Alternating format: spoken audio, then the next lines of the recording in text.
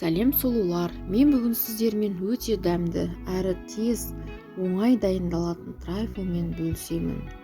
Алдымен 3 жұмыртқаны табағымызға салып алып, үстінен құмшекерді салып, жақсылап миксермен араластыратын боламыз. Яғни жұмыртқа аппақ болып ағарғанша жақсылап араластырамыз.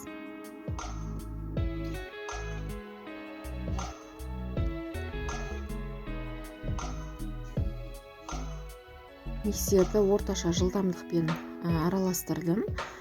Енді осылай жақсылап аппақ болып ағарған жаңағы жұмыртқамыздың үстінен ұнымызды салып тағы да миксерлейтін боламыз.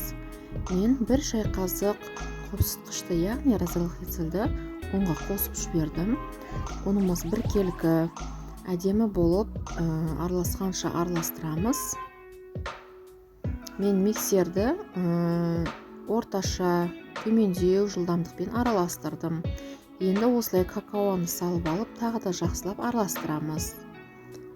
Қамырымыз біркелкі, осындай сұйықтау болып, әдемі болып шығады. Түйіршіктер болмауы керек.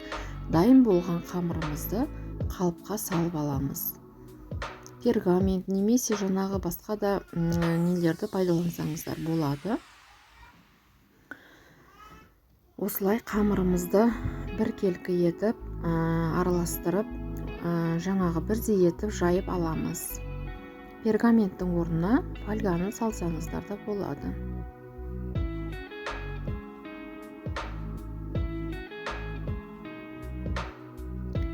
Енді құйып алған соң 170-180 градуста осылай пісіріп аламыз. Піскен қоржымызға мен таяқты осылай салып алдым. Яғни құрғақ болып шықса, ол таза піскен болады. Енді пергаментті алып тастап, біраз уақыт суытып қоямыз. Яғни қоржымыз әбден мұздай болғанша суытып алуымыз қажет. Яғни қоржымыз суығанша мен кремімізді дайындап аламыз. Алдымен мұздай холодильникте тұрған осындай сливкемізді құйып алдым. Яғни кілегейімізді. Яғни осылай сливкеде құйып алып, жақсылап қою болғанша миксерлейміз.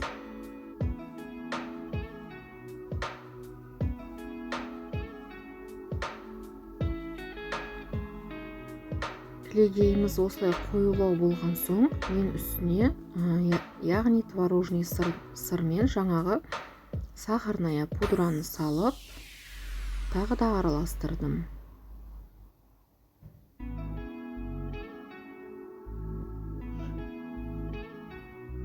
Яғни түйіршік болмау керек арасында. Сливке жақсылап араласқан соң, тағы да творожный сырмен қант ұнтағын салып араластырасыздар.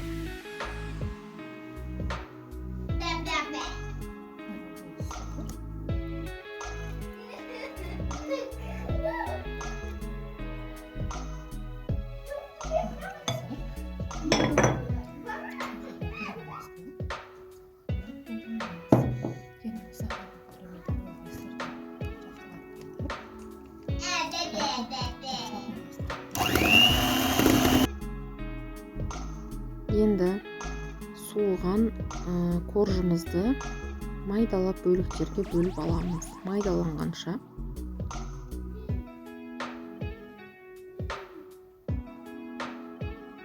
Мен 4 ыдысқа салатын боламын. Яғни трайфлға арналған арнайы коробкадан жасалған ыдыстар бар. Ондайға салынады негізі, ал мен кәдімгі одноразовый ыдысқа салып алдым.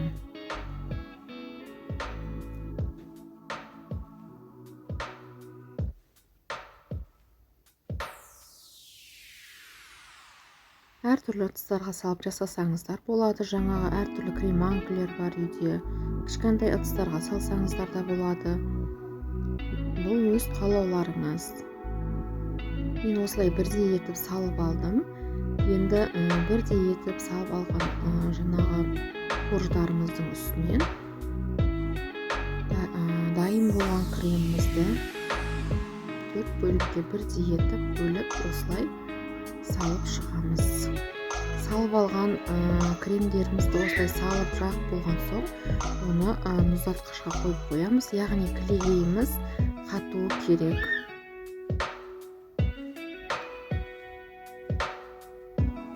Енді осылай оны қатырғанша салып, енді мен үстінен жаңағы глазурды дайындайтын боламын. Глазурге жаңағы кілегейді құйып, кілегейдің үстінен шоколадты салып, жақсылап орташа ыстықтықта араластыратын боламыз.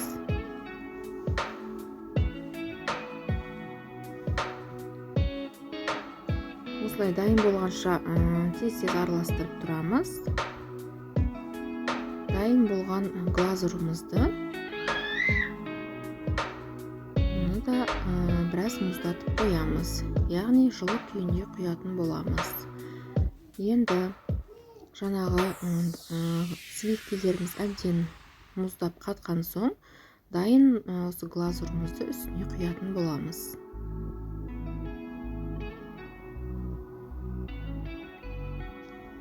Бір-екі етіп осылай құйып аламыз. Бәріне теңдей бөліп, енді бұл құйып алған соң, оны өз қалауларыңызша әдемілеп безендіруге болады. Әртүрлі жеміс-жидектермен, құлпынай, малина. Мен осындай жеміс-жидектермен үстіне безендірдім. Яғни бананмен, үстіне жаңғақтарды сепсеңіздер де, сеппесеңіздер де, бұл өз қалауларыңыз. Ал біздің трайфлымыз дайын болды. Өте дәмді, жұмсақ, ауызда еритін трайфлды дайындап көріңіздер.